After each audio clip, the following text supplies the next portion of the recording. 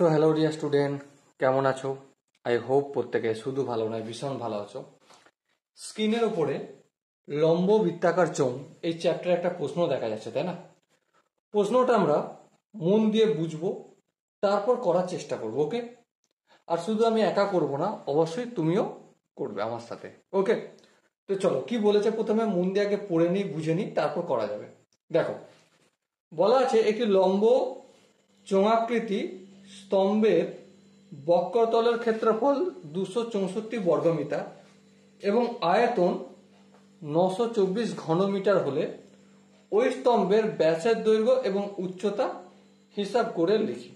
দেখো, প্রথমে আমরা লম্ব চোঙাকৃতি স্তম্ভ অঙ্কন করি, ঠিক আছে? বক্রতল বিশিষ্ট।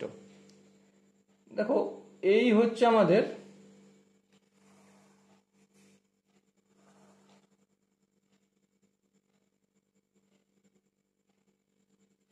লম্ব চোঙাকৃতি স্তম্ভ, যার তলটা বক্রতল, ওকে? দেখো, আমরা এর রেডিয়াস জানি না, এর রেডিয়াসটাকে আমরা ধরে নিচ্ছি স্মল লেটারের আর। কি ধরে নিলাম? আর ধরে নিলাম, ওকে? আর হাইটটা আমরা জানি না, জানি না, সেই জন্য হাইটটাকে আমরা স্মল লেটারে এইচ ধরলাম। বলো, কোনো আপত্তি আছে? না, কোনো আপত্তি নেই। এরপর দেখো, এটা যেহেতু লম্ব চোঙাকৃতি স্তম্ভ, তাই এর গাগুলো কেমন? বক্রতল বিশিষ্ট, তাই না? সমান নয়, বক্রতল। তো বক্রতল, এই যে বক্রতলটা রয়েছে, এই বক্রতলের ক্ষেত্রফল আমাদের বলা রয়েছে। এবার আমরা চোঙের বক্রতলের ক্ষেত্রফলের কি সূত্র জানি? হ্যাঁ, জানি। কি সূত্র? 2 পাই আর এইচ, ওকে? আচ্ছা, তাহলে বক্রতলের ক্ষেত্রফলের সূত্র এটা সমান কত? 264 বর্গ মিটার। বেশ, আর কি বলা রয়েছে? আর আমাদের বলা রয়েছে আয়তন। চোঙের আয়তনের সূত্র কি? চোঙের আয়তন বা volume equal to pi R square H. সেটাও কি বলা রয়েছে? হ্যাঁ, বলা রয়েছে। কত? 924। চলো, লিখলাম, কোনো অসুবিধা নেই। এরপর আমরা সলিউশনের দিকে যাব, কিন্তু সলিউশন কিভাবে করব? দেখো, 2 পাই আর এইচ ইকুয়াল টু 264 আমরা জানি। হ্যাঁ, জানি। এখান থেকে আর এইচ রেখে দিলাম, রেখে 264 লিখলাম, আর দুইটা আর এইচ এর সাথে গুণ আছে, তাই অপোজিট সাইডে পাঠিয়ে ভাগ করলাম। পাইটাও আর এইচ এর সাথে গুণ আছে, হ্যাঁ, তাই পাইটাও ভাগ করলাম। কিন্তু পায়ের মান কত?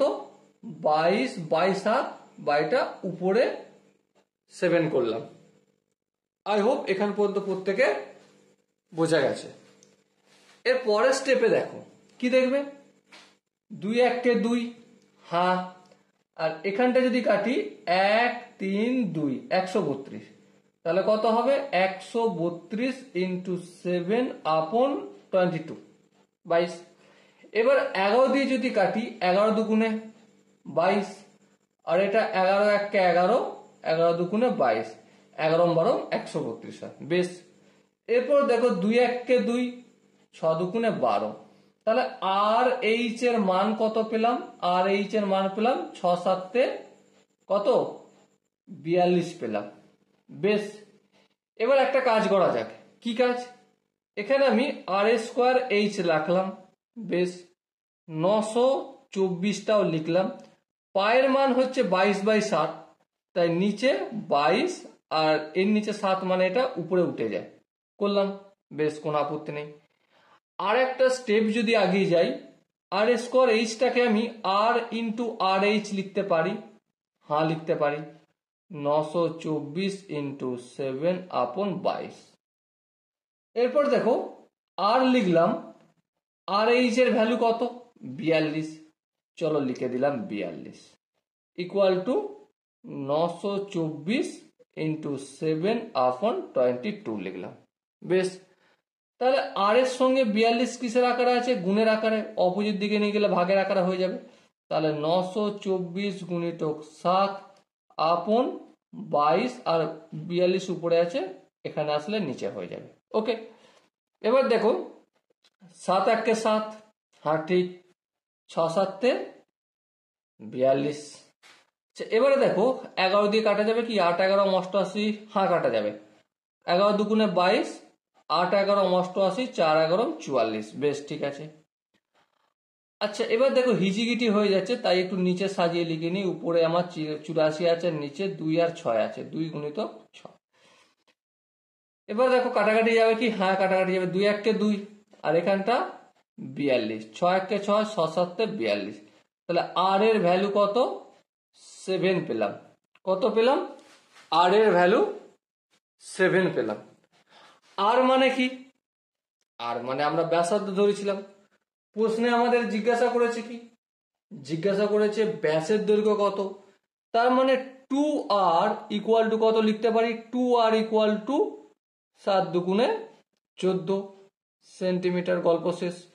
এবার আর কি জানতে চেয়েছে? হাইট বা এইচ। এবার দেখো এইচ ইকুয়াল টু 42/r, আর আর এর ভ্যালু অলরেডি জেনে নিয়েছি আমরা কত? 7। 7 লিখলাম, হ্যাঁ ঠিক। 7 1 7, 6 7 42। তাহলে এইচ এর ভ্যালু কত হলো? 6 সেন্টিমিটার। বলো কোন জায়গাটা বুঝতে অসুবিধা রয়েছে?